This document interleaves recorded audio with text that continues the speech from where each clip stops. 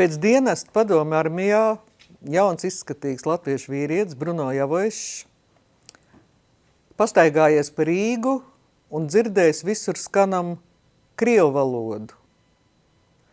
Tas lielā mērā viņu mudinājis domāt par protestu akciju radioturnī Rīgā.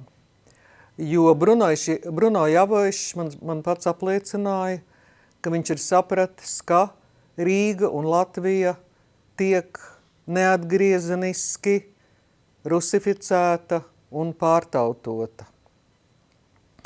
Es uzskatu, ka Rīgas un Latvijas publiskajā telpā ir jābūt pēc iespējas vairāk piemiņas zīmēm gan tiem, kas pretojās padomu varai nevardarbīgi, gan tiem, kas pretojās padomu varai un komunismu ideoloģijai ar ieročiem rokās.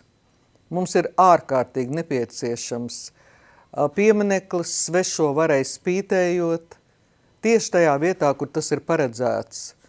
Tur, kur kādreiz bija radioturnis un kur 5. decembra agrā rītā Bruno Javojšs uzkāpa, tas prasīja milzīgus spēkus un uzvilka tur neatkarīgās Latvijas sarkanbalts-sarkano karogu.